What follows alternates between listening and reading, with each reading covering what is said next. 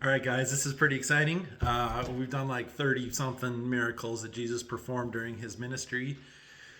Yes, I think that there's some we've missed, some we could include that maybe aren't like traditional miracles, but they are like miraculous things. I think there's a lot of those that we could add. So I know my list, I'm the first one to say that my list of miracles that I've done is not perfect. This is the last one we're going to do of Jesus's ministry. And then we're going to go to the big ones. And I am so excited for the next 3 videos and then the next probably 8 or 9 videos because those are things that are really important to me and things that I've wanted to study and do a video on. So I think a lot of the last 35 or the whole set so far is building up to those next 3. I'm really, really excited for those. Anyway, our last miracle is in John chapter 21. And this is when the disciples are fishing. They don't catch anything. And Jesus tells them to cast their nets in and they catch a whole ton of stuff. Anyway, we'll read this and talk about this. And it's really cool. So Jesus has already come back. He's been resurrected. He's appeared to the disciples twice already, I believe. This is the third time.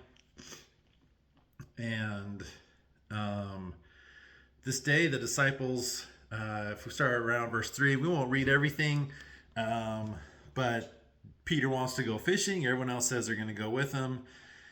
They went out that night and caught nothing. Dude, Peter, I get you. I feel you, man. Because when I go fishing, I catch nothing also. So, in that way only, I'm like one of the apostles, not catching fish. But Peter catches fish other times, and they're going to catch a lot tonight. And I haven't caught a lot of fish, so it's okay.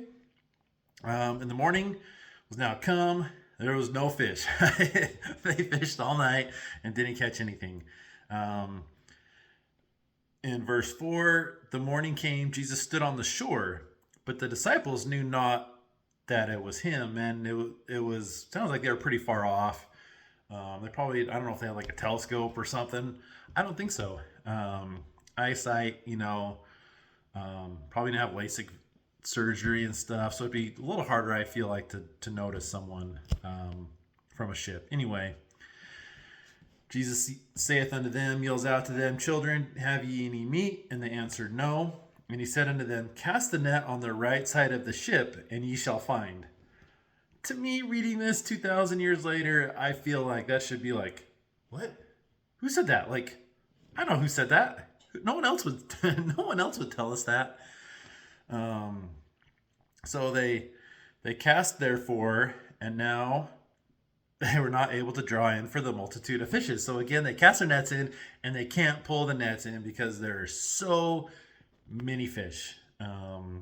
So many fish, they can't pull them in. I love it. And then verse 7, Therefore that disciple whom Jesus loved saith unto Peter. Now this is funny because he's saying the disciple that Jesus loved said to Peter. Now John is talking in third person, and who is the disciple that Jesus loved? It's himself. It's so funny. So John is writing, and he's like, the disciple that Jesus loved said to Peter. And I don't know. I know it's been translated, and I know I don't know the culture back then. But reading this today, I'm like, that is the most dude thing to do when writing a story. and oh gosh. And you're like, yeah, the one that Jesus loved the most said to the other guy that's just not catching fish. I don't know. That's really funny. And that's just like, I'm like, guys, there's a bunch of dudes out on a boat. That's like, of course, that's how they're going to tell the story. Especially after John is the one that ran to the tomb faster than Peter. And just that he mentions this, I can just see John like, sorry, I'm going way on a tangent. This wasn't planned, but I can see John writing all this, and he's writing on a scroll or whatever, And I can see him handing it to Peter to read, and Peter'd be like, "Yeah, yeah, that's right, that's right. That was amazing. That was amazing." Oh, come on. You ran faster than me? You didn't run faster than me. You started first. And I can see him like bickering. And I can see John watching Peter reading it. And then he just like starts chuckling, laughing. That's what I think happened in my book.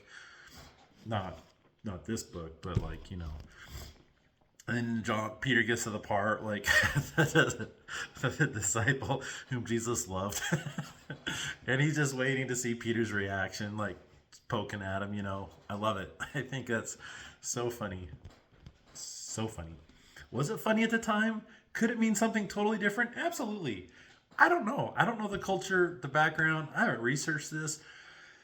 There's probably some spiritual explanation to why John is saying this, but to me, it's just dudes poking fun at each other, and I can totally see Peter doing the same thing back. Okay, back on track. So John, or the disciple that Jesus loved, said to Peter, "It is the Lord." So not only is he poking fun, but he's also like, "I'm the one that realized who was over on the beach." Now when Simon Peter heard that it was the Lord, he girt his fisher's coat unto him, for he was naked, and did cast himself into the sea. And I can also see him writing some of this, like poking fun at Peter. Anyway, and the other disciples came in a little ship, for they were not far from land, 200 cubits, dragging the net with fishes. So the rest of the disciples, Peter jumped immediately. The rest of the disciples are trying to bring in this load of fish. Like they can't pull it into the boat. There's too many fish. So they're trying to like haul it to sea.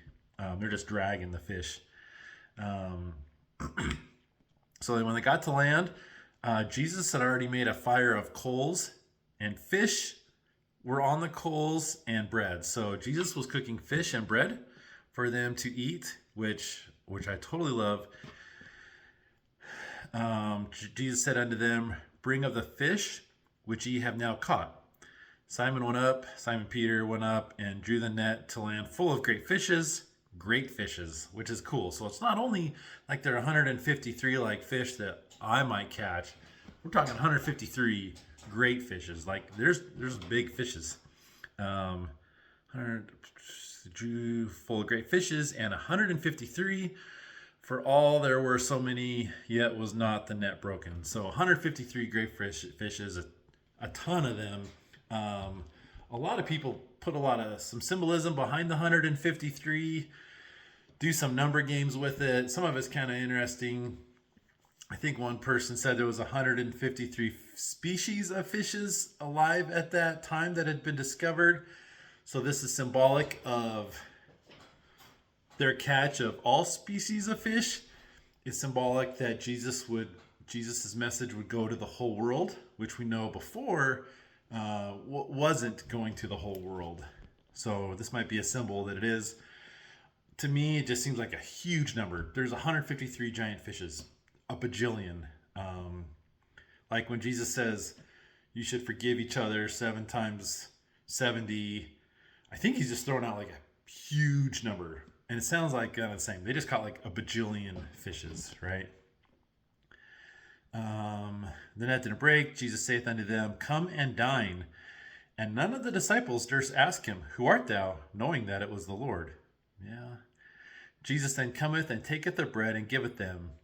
So Jesus came to them with the bread and the fish.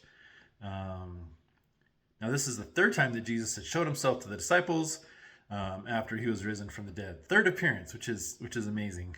So when they had dined, Jesus saith unto Simon Peter, "Simon, son of Jonas, lovest thou me more than these?" He saith unto him, "Yea, Lord, thou knowest that I love thee." He saith unto them, "Feed my lambs." Now this is the scripture we know. Jesus is asking Peter. He asks him mostly the same question 3 times. Feed my lambs, feed my sheep, feed my sheep is the answers that I really think is cool, that Jesus asked him 3 times, that if you loved him, to feed his sheep. And I love that it was repeated 3 times. Makes me think of Peter denying Jesus 3 times. I think that's the other big time we see like the same message, same conversation happening three times. So I kind of feel like this is a symbolic comparison to the other one, and that there might be like, yeah, you did this three times. Now feed my sheep three times, and we'll make up for this. So much symbolism here. Just starting at the end, like they caught so many fishes, and Jesus is telling him to feed his lambs, feed his sheep, feed his sheep. And Jesus has provided the fish. He's provided more fish than the fishermen can eat. So I'm guessing that they would eat some today. They would preserve a bunch and probably sell a bunch to get some money to live off of. But so not only is Jesus providing the fish, he's telling him to feed others.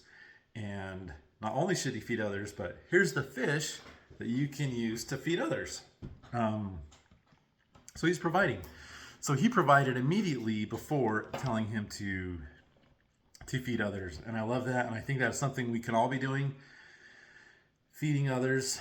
And something I really like, I think that so many times in life we receive, I've heard them called personal commandments, like Peter, do this. And that is a personal commandment from the Lord. And I think a lot of times we receive personal commandments in our life. And a personal commandment for me, maybe making these videos. That's probably not something that you felt like I should be making videos about the miracles of Jesus. I felt strongly I needed to do that.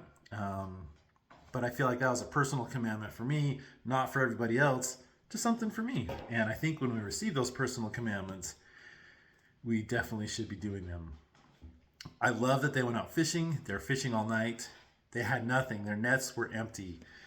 And I think about like how many times, what nets in our life are empty? What don't we have in our life? What is hollow in our life? What is empty in our life? And when they were obedient to Jesus, Jesus filled those nets. Jesus filled them all the way full, more than they can even take in. And I think that Jesus is same thing. He's looking to bless us just as greatly as he did the disciples. Jesus can bless us with more than we could ever possibly use, food or otherwise, whatever it is in life. He has those abundant blessings waiting for us. But again, they're fishing all night and didn't catch anything. And sometimes we're trying to fill our nets. Sometimes we try and fill our nets on our own all night, and then we are able to bring Jesus into the equation, and he can fill them immediately, more than we could ever dream. And I love that. And I think it's the same today. I think our obedience to doing what Jesus asks is huge. Talked about a personal commandment to feed the sheep. I think it was also a personal commandment to throw their nets in on the right side of the boat, because that's something Jesus said to them that was specific to them. Jesus has never told me, I don't think that I can remember, to throw my nets in off the right side of the boat. And I'm not a fisherman, and I don't have nets, and I've never done that. But that was like a commandment for them. And I think that obedience to those personal commandments, obedience to those personal messages that Jesus sends us, obedience to that Spirit, the Holy Ghost, when it's prompting us to like do this, or reach out to this person, or talk to your kids, or talk to your parents, or whatever it is, like that reach out is huge. And I think that we're greatly blessed for that obedience to those little things. So obedience brought huge blessings for these people. Their nets were empty, and I love it. And the last thing I think it's cool that Jesus just had breakfast with them. He just sat down with them. He went to their job. He sat down with them. He ate fish and bread with them, and in their place of work with others around, that Jesus appeared to them. So many times I think we think, yeah, I can go into the woods, I can go on top of a mountain, I can go to church or a temple or whatever, or synagogue, and I can be close to God. And I think that is absolutely true.